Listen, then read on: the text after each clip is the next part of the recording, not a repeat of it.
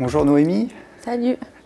Alors, vous êtes illustratrice, autrice de bande dessinée. Merci d'avoir accepté cette invitation à l'Escale du Livre, l'édition inédite depuis chez vous.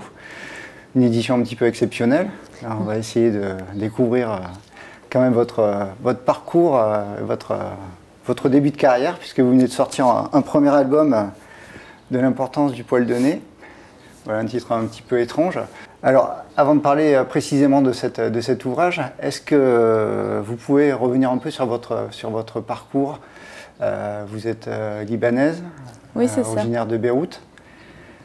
En fait, oui, je suis née à Beyrouth et j'ai grandi dans les montagnes libanaises. Donc, c'est un environnement particulier. C'est proche de la mer et des montagnes. Et j'ai eu la chance de finir mes études à Beyrouth. Donc, j'ai fait un parcours où j'ai fait les beaux-arts. Et après, je suis venue en France parce que j'ai été invitée par l'Institut français avec la Maison des auteurs d'Angoulême pour une résidence à la Maison des auteurs. Donc, ma BD a fait un long parcours. Donc, ça a commencé en tant que projet de master. Puis, grâce à ce projet, ça m'a ouvert les portes de venir en France.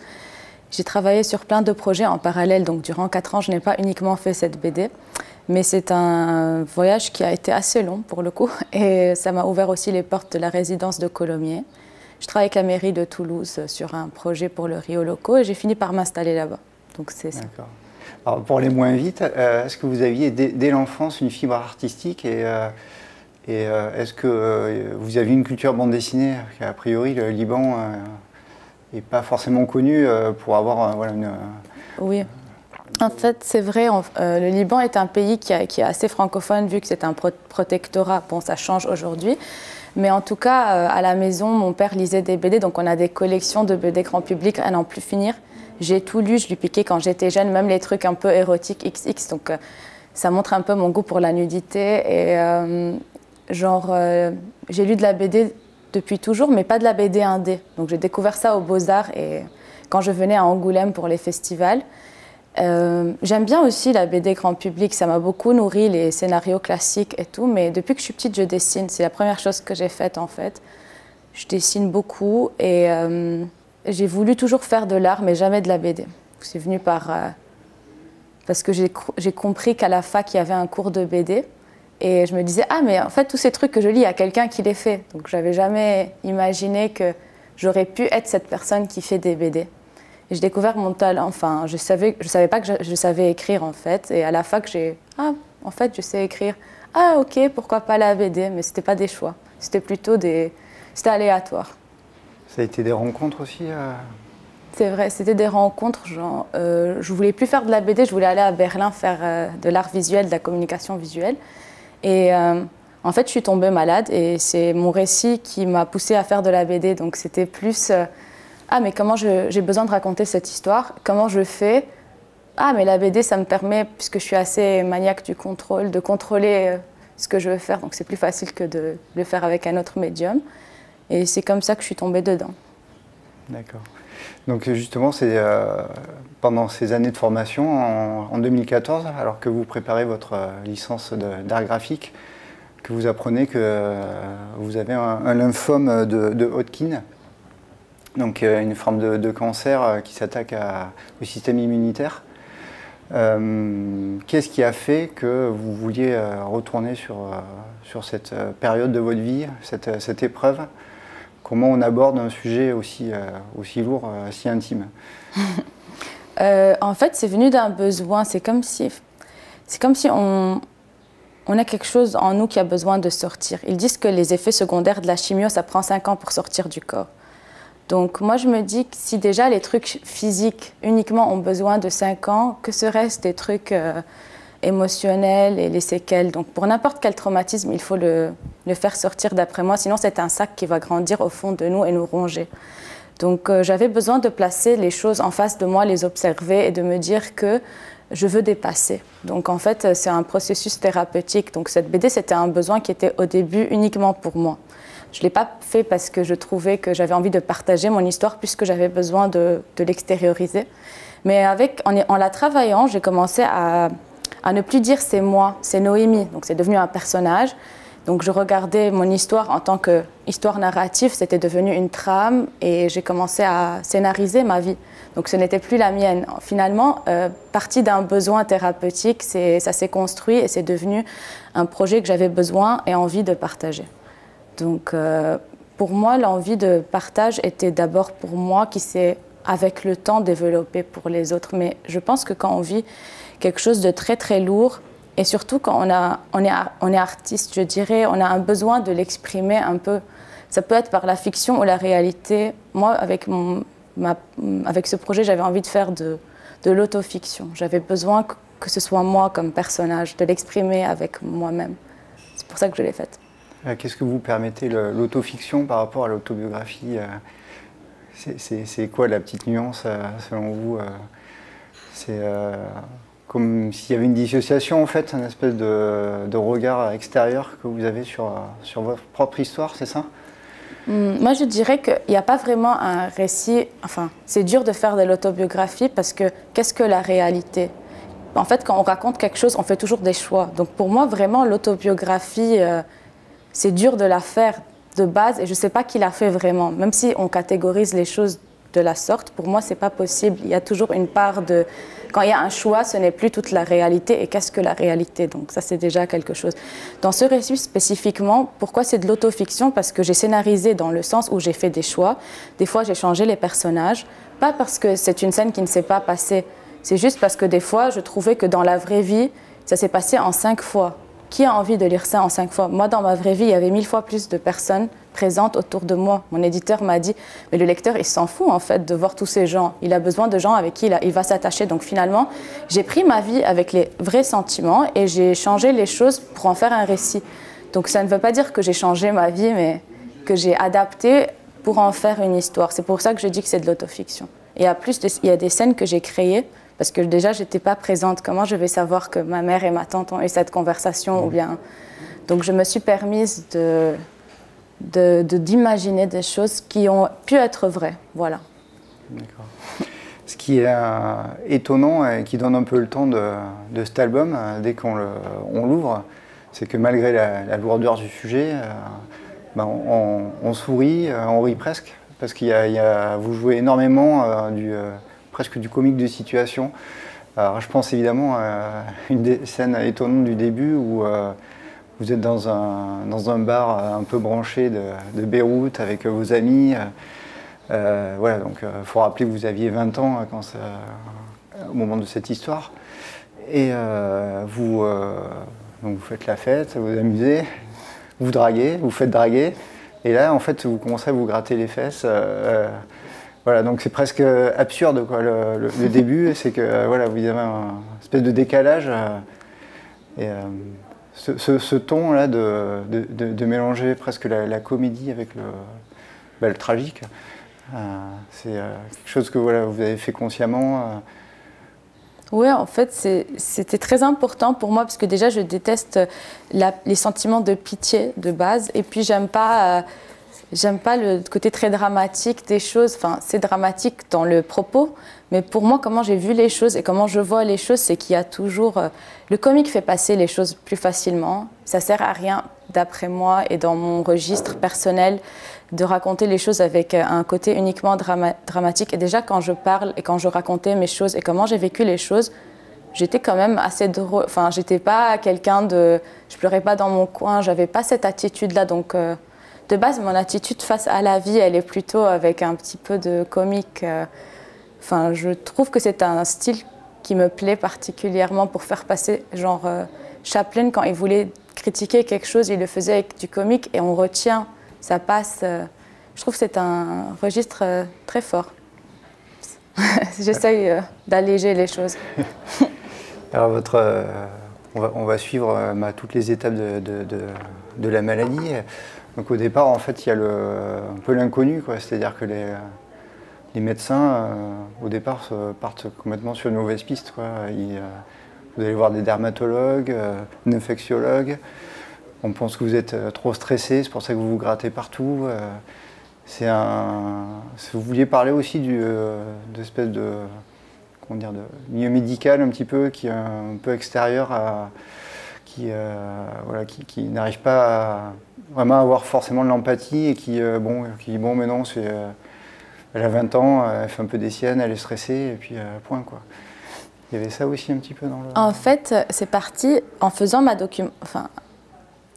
documentation sur la BD, je suis tombée sur un livre qui est super intéressant. C'est un livre d'Arthur Frank qui s'appelle The Wounded Storyteller. Et il a une vision très belle de la maladie. Il dit que lui, il voulait shifter un peu cette vision un peu globale, sociale, de l'idée que le patient est une victime et qu'elle est passive. Il voulait rendre le patient actif en le rendant témoin d'une expérience. Donc en fait, il a changé quelque chose de très important dans la perception et comment aussi le patient doit se percevoir. Moi, je trouve que c'est intéressant parce que quand on est victime d'une maladie, si on accepte juste qu'on est victime récepteur de soins, on est juste en mode je reçois, je ne fais rien. Lui, il dit non. En fait, quand tu es témoin, tu as une obligation de témoignage. Tu as vu quelque chose, c'est comme quand on est témoin d'un viol, on doit raconter. En fait, lui, il dit que le patient a une responsabilité. Moi, je dirais pour n'importe quel trauma, une pour lui et une pour la société.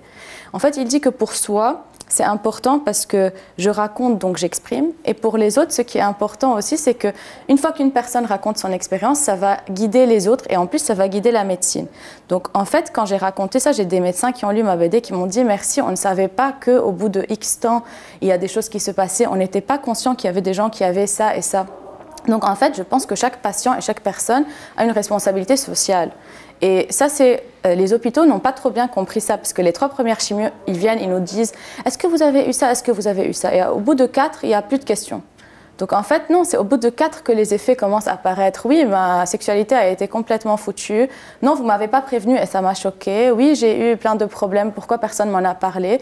Oui, ce qui vient après la maladie est pire. Pourquoi je ne savais pas? Et en fait, moi, j'ai décidé de dire « Bon, s'ils ne font pas leur travail, moi, je vais le faire. » Donc en fait, les détails médicaux que j'ai voulu mettre, c'était justement parce que je sens qu'il y a une responsabilité face à la société aussi. Donc même si moi de base je trouve que mon récit n'est pas forcément sur la maladie, plus sur un chemin de reconstruction, cette idée de partage et de transmission de choses, elle est partie de ce point-là et c'est pour ça que j'ai notamment suivi cette trame en fait. En fait, on voit que vous, là vous analysez ce que vous avez vécu, votre parcours, mais quand vous êtes en plein dedans, en fait, vous n'avez pas ce recul encore. Et ce qui est intéressant, c'est qu'à travers la bande dessinée, on le voit, c'est-à-dire que quand vous sortez de l'hôpital, que vous apprenez donc que vous avez ce cancer, la première chose auquel vous pensez, c'est vous dites à votre petite amie que vous avez rencontrée il y a peu, tu peux me larguer. Et je trouvais que c'était très fort parce que en fait, vous ne pensez pas à vous, vous pensez aux autres. C'est vrai, c'était un instinct. En fait, la première chose que j'ai faite, c'est je me suis dit « Ah, ça doit être trop dur pour les gens autour de moi. » Enfin, en fait, comment je sais que je suis malade? À part le fait que ma chimio m'avait fait perdre mes cheveux, comment moi je sais que je suis malade? Les autres, leur regard me rend malade. Donc en fait, je pensais aux autres. Je disais comme c'est dur pour une mère de voir sa fille malade, elle se sent impuissante, elle se sent limite coupable qu'elle n'a pas pu protéger sa fille ou bien... Je pensais toujours aux autres, je me disais mais ça doit être dur pour moi, il y a quelque chose qui se passe, je prends un médicament. Donc dans le moment, mon instinct c'était survie, penser aux autres. Et après coup, j'ai commencé à réaliser ah mais j'ai pas donné l'espace aux choses en moi de sortir, à mes peurs à moi. Mais le premier instinct c'était ça doit être vachement dur pour les gens autour. Et j'ai dit à mon copain qu'est-ce que tu veux faire avec une meuf malade, t'as 20 ans, va vivre ta vie quoi. Et non, il est resté. Il était cool. C'était quelqu'un de chouette. Le fait que vous cherchiez à protéger entre guillemets votre entourage, notamment votre famille, est-ce que c'est lié aussi au contexte particulier de votre famille? Vous racontez au début que vos parents en fait ont souffert, ils ont grandi pendant la guerre civile qui a eu lieu au Liban entre 1975 et 1990. Et que vous, votre génération, c'était un peu l'inverse, la génération pourri gâtée. Donc est-ce qu'il y avait aussi inconsciemment peut-être ce phénomène que que vous ne vouliez pas vous plaindre parce que voilà, vos parents, ils Oui. avaient... En fait, c'est très vrai ça, parce que dans la culture libanaise, vu qu'on n'a pas un État qui vient et qui soutient, comme ici, par exemple, il y a la sécu sociale, il y a ces choses, chez nous, il n'y a rien. Le seul refuge, c'est soit la famille, soit le parti politique. Donc de base, la famille est très importante, non seulement parce qu'on est méditerranéen, parce qu'en plus, socialement, d'un point de vue de la vie de tous les jours, sans la famille, c'est très difficile de survivre. Donc en fait, il y a des liens très très forts familiaux. Et dans la particularité de ma génération, c'est que les jeunes ont été pourri gâtés parce que les parents ont vécu la guerre, ils en avaient marre. Donc moi j'ai grandi, j'ai eu presque tout ce que je voulais, presque pas de frustration. On était très libres. En même temps, les parents qui n'avaient pas réglé leur trauma, ils n'avaient pas vraiment eu leur adolescence, pas vécu grand-chose. Ils se sont retrouvés mitigés entre toutes les libertés qu'ils nous donnaient et en même temps leur peur, leur trauma. N'allez pas dans cette région, c'est une région où il y a les gens les musulmans d'un côté, les chrétiens d'un autre, faites attention ici. Enfin, il y avait plein de peurs comme ça. On vivait dans des peurs qu'on ne comprenait pas parce que nous, on n'a pas vécu la guerre pour le coup. Et ensuite, on vivait avec tout ce que les parents nous ont transmis. Ça faisait un truc assez éclectique, bizarre. Et les parents, vu qu'ils n'ont pas eu d'adolescence, que je pense d'ailleurs, la plupart de leurs choix ont été faits sans vraiment beaucoup de réflexion. En tout cas, moi, j'ai grandi dans une famille où mes parents étaient vraiment deux jeunes adultes qui n'avaient pas cette force. Ils n'ont pas vraiment vécu les expériences, ils ont vécu des expériences horribles, mais j'ai pas l'impression qu'ils étaient solides. Enfin, la vie les a beaucoup fragilisés, ils se sont même pas soignés. Et moi, je sentais depuis que j'étais jeune un peu la responsabilité de cette génération. En tout cas, je le voyais que c'était une génération malade. Je pense que j'ai un peu pensé à les protéger parce que je voyais cette image de société blessée. Et nous, on est un peu le fruit d'une société blessée. Et j'imagine que ma maladie et celle de plein d'autres sont peut-être le résultat d'être né dans des contextes particuliers d'après-guerre. Et c'est des transmissions, finalement. Je pense que c'est très lié à la transmission. Et c'est vrai, c'est un bon point. Il y a un sujet très important aussi dans votre bande dessinée, c'est la question de la féminité, du désir et du corps féminin, puisqu'on va voir le corps, comment il évolue, comment il se transforme, comment il souffre, puis jusqu'à entre guillemets la Renaissance, enfin on verra tout à l'heure. Expliquez-nous un peu comment vous avez essayé de développer ces thématiques, voilà, le fait que vous soyez à la vingtaine, à l'âge des possibles, et là vous êtes un peu... C'est vrai. Au Liban, il y a un truc, il y a un peu le culte de la virginité féminine, c'est très culturel, c'est très important en tout cas d'être vierge pour le mariage, surtout quand on est un peu défini par nos religions et par des éducations assez strictes et religieuses. Moi, j'ai toujours été émancipée de cette idée-là, mais en même temps, j'avais peur pour le coup. C'était une culture où en même temps, on te libère, mais pas assez. Donc, il y a toujours ces petites peurs à l'intérieur. Et quand c'était l'âge pour moi de vivre ma vie et que je la vivais, je suis tombée malade en pleine découverte de moi. Et après, c'était très dur de renouer parce que je me sentais comme un produit défaillant et défectueux. C'est comme quand on va au supermarché, on achète un truc et on le rend, on dit mais il a un problème. En fait, la maladie m'a fait sentir comme ça. Et j'ai eu beaucoup de mal à retrouver confiance en mon corps. Déjà que dans ma vie, dans mon quotidien en tant que Libanaise, c'est une lutte quotidienne en tant que femme d'accepter ses désirs, de ne pas se sentir coupable de les avoir, de vivre les choses sans se sentir amoindrie. Donc déjà, il y avait cette lutte-là, puis pouf, je suis tombée malade, il fallait recommencer. Et j'ai compris un truc, c'est la mise à nu. Et la mise à nu était très importante pour moi, parce que non seulement elle m'apprenait à m'apprécier dans ma nudité, et c'est en plus, sur deux niveaux, c'est écrire, se mettre à nu, et en même temps, c'est se mettre à nu. Et, moi, je suis un peu nudiste dans la vraie vie. Enfin, un peu, je suis nudiste. Et... même chez moi, à la maison, dans la famille, on est assez, je dirais, exhibitionnaire, on s'en fout. Enfin, il n'y a pas trop de pudeur et j'ai un peu hérité ça de chez moi. Et finalement, dans ma BD, j'ai appris à m'aimer avec cette pratique où je me regardais. Et ma mère m'avait dit un truc qui était assez drôle. Elle m'a dit, tu vois, Barbara, ta chanteuse préférée, elle a un gros nez. Il n'est pas beau son nez. Pour qu'elle l'accepte, elle pose toujours de profil, tu vois, elle le met devant elle, elle dit regarde-le, c'est ça, c'est mon nez. Et après, je disais la même chose pour mon corps. Bon, ce corps, il a trop vécu de trucs, il est plein de cicatrices, j'ai des traces de grattage et tout. Il faut que je le regarde et que je l'aime quand même. Et c'était une étape que je conseille à tout le monde d'ailleurs. Passer beaucoup de temps nu, à se mettre des crèmes, à se toucher, enfin, c'est important. Et on le voit d'ailleurs dans la bande dessinée où on vous voit voilà, à un moment quand vous sortez de la thérapie, vous reprofitez en fait de votre corps. En fait, on vous voit sur le balcon toute nue. Jusqu'à présent, j'ai gardé des habitudes, mais c'est bien d'être. Enfin, oui, cette BD, c'était vraiment une mise à nu totale, je pense, dans tous les sens. Il y a un élément que vous en avez un peu parlé, c'est voilà, vous avez la vingtaine, vous êtes épanoui. J'ai l'impression que vous êtes quand même dans un milieu assez privilégié au Liban, et vous êtes vraiment, enfin, on a l'impression que vous vivez vraiment comme une occidentale, c'est-à-dire que vous faites ce que vous voulez quand vous voulez. Mais là, vous perdez le contrôle de votre vie, en fait. C'est que, en fait, voilà, le physique, vous apercevez qu'en fait, vous ne pouvez pas tout contrôler, quoi, aussi. Ouais. Ça, c'est un sujet qui court tout au long du livre. En fait, c'est intéressant cette question. Vu que le Liban qui existait à cette époque n'existe plus, je trouve que c'est un truc... En fait, en racontant ça, c'était dur parce que c'était la phase où on a commencé la révolution et j'étais justement dans ces planches. Et je savais qu'on allait perdre cette petite bulle privilégiée qu'on avait. Enfin, j'ai eu de la chance de grandir dans ce petit cercle, je dirais. Je suis consciente du privilège que j'ai eu. Et on avait une liberté folle. On avait nos voitures. Ce qui est beau au Liban, c'est qu'on pouvait aller en 2 minutes de la mer à la montagne. On buvait des coups, on dormait n'importe où. Ma voiture, j'avais mes affaires à l'intérieur. Et en fait, on n'a pas de transport en commun. C'est pour ça qu'on a des voitures. Enfin, on a, mais ils sont un peu foutus.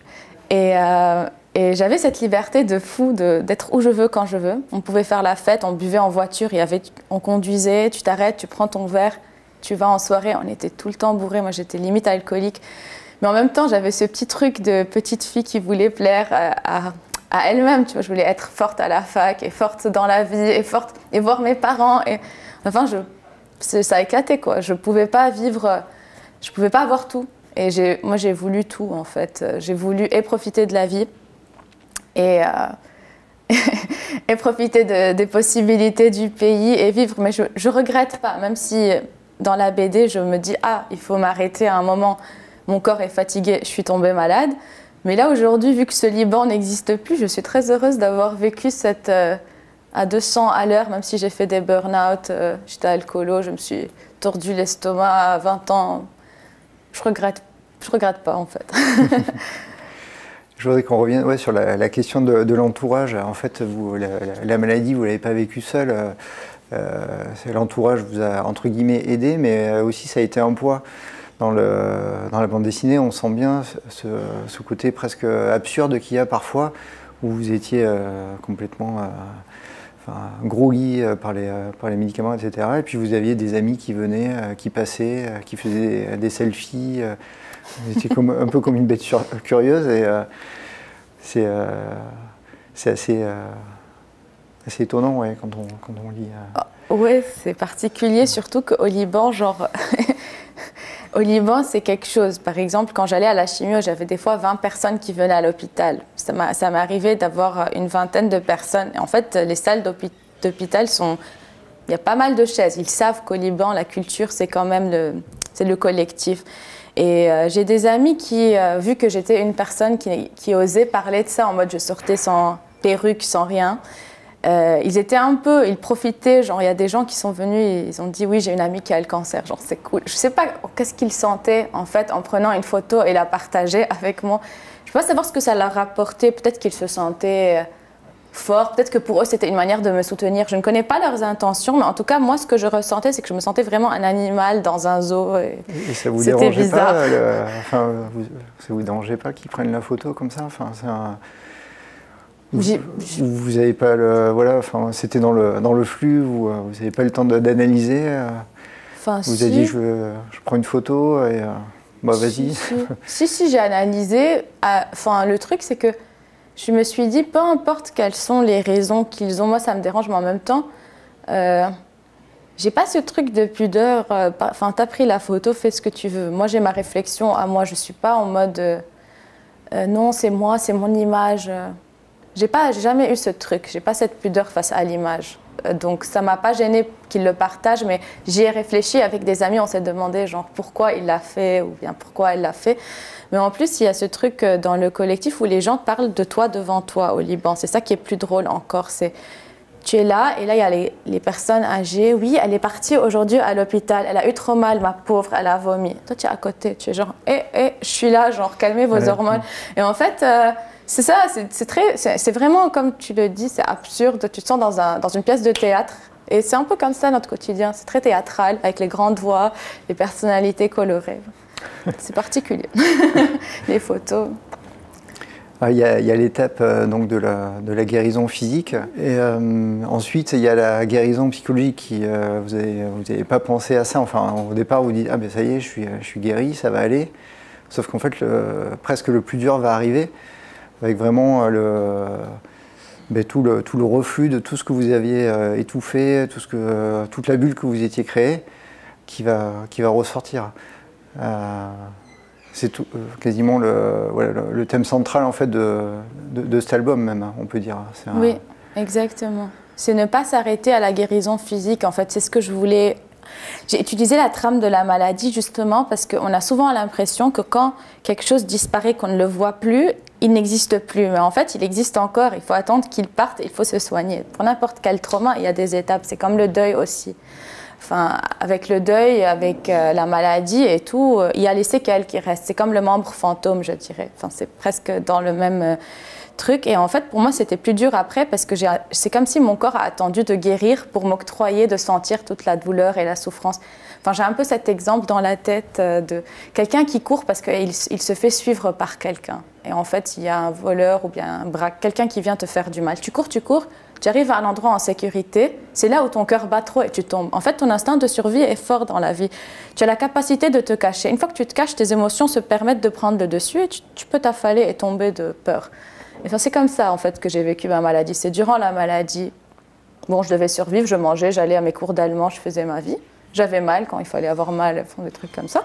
Après, quand j'ai guéri, c'est genre, oh putain, j'ai vécu tout ça, mon corps a changé, tout a changé.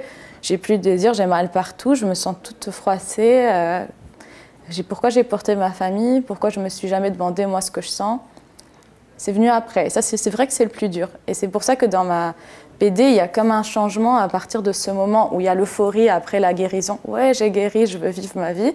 Et en fait, la réalité, elle te fait une claque et genre, calme tes hormones.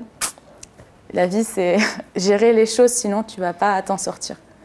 Vous parlez d'une anecdote autour de Kylie Minogue qui a eu un cancer du sein et qui en fait avait quitté son petit ami après au moment de sa guérison parce qu'en fait son petit ami lui rappelait sa maladie. En fait. Et vous allez quitter aussi votre petit ami qui vous a suivi. Est-ce que c'était un peu le même syndrome ou c'est plus le fait que lui devait partir faire des études en Allemagne?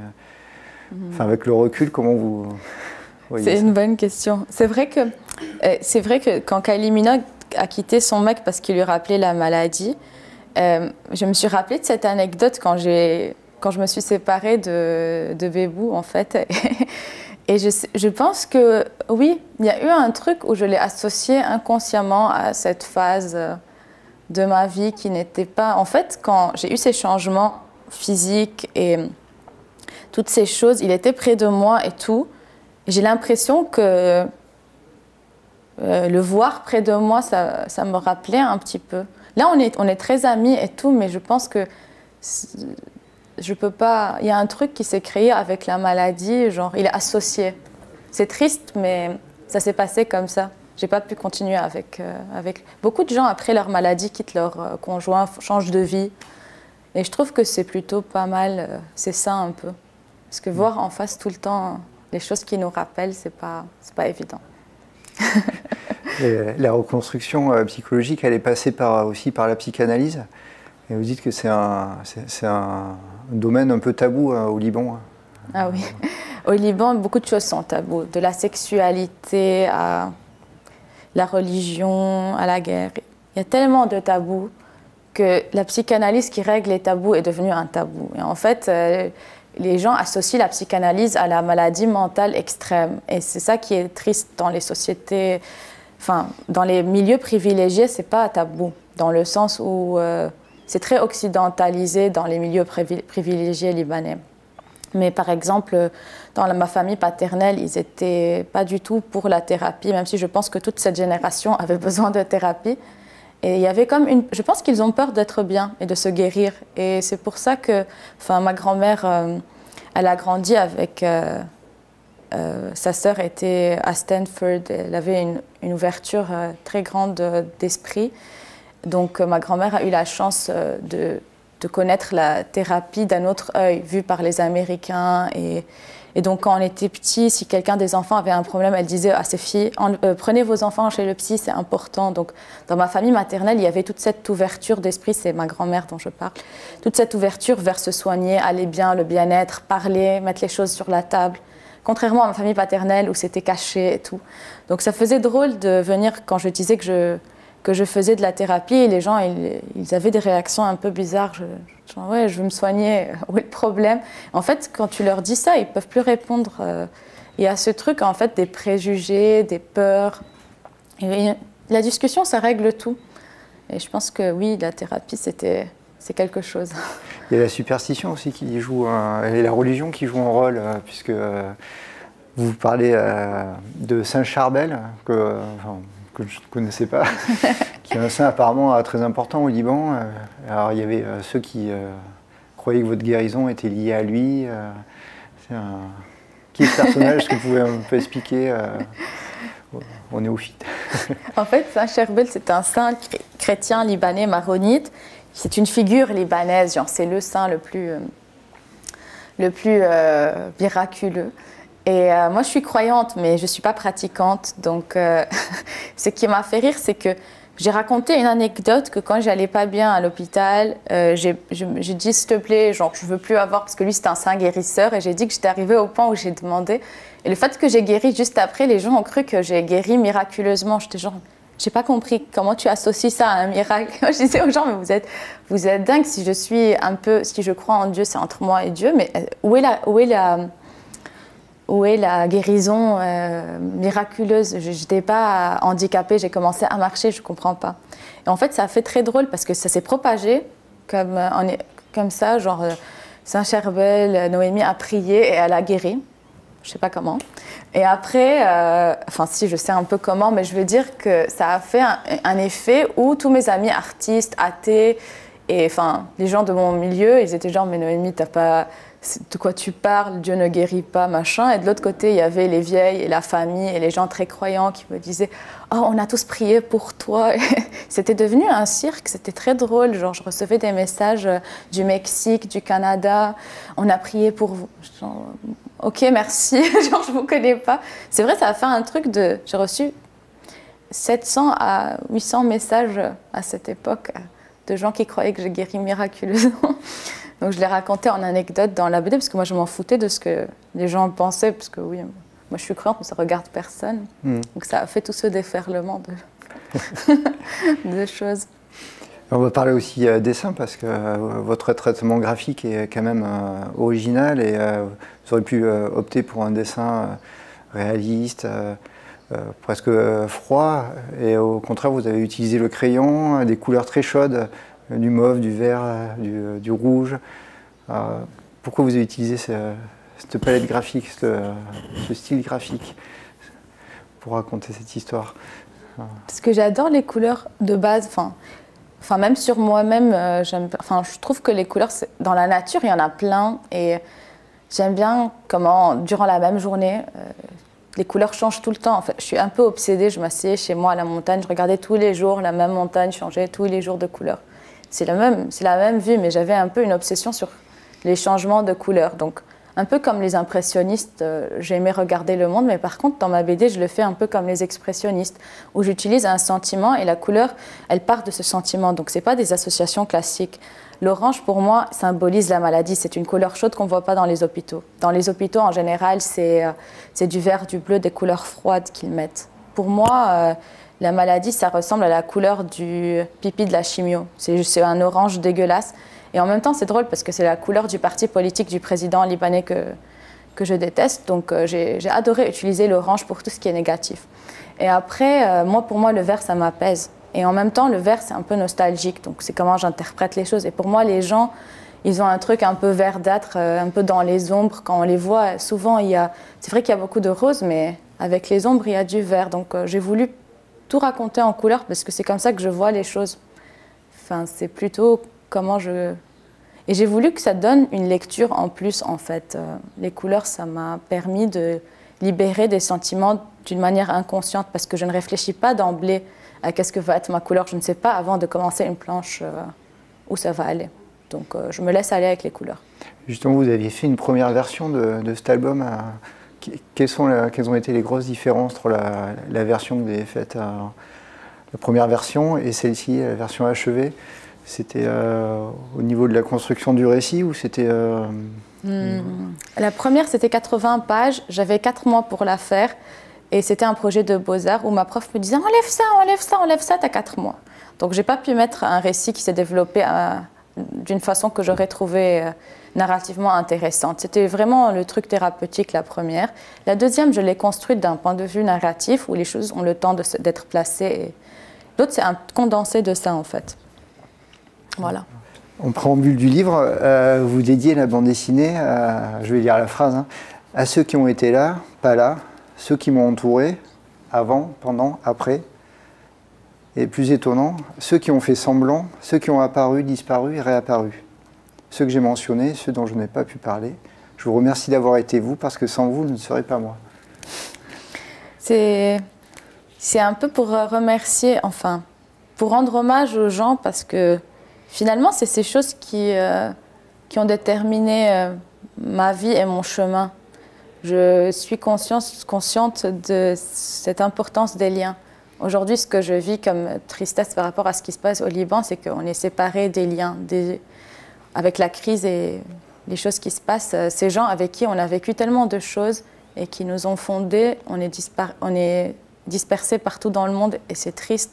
Et moi, ces gens-là ont rendu ma maladie plus simple, des fois plus dure. Et je pense que les rapports humains, c'est ce qui nous rend... Moi, ça me détermine beaucoup, en tout cas. Voilà. Merci beaucoup, Noémie. Je Merci rappelle à toi. le titre de votre livre, « De l'importance du poil de nez », aux éditions Sarbacane, un livre qu'on recommande très chaudement.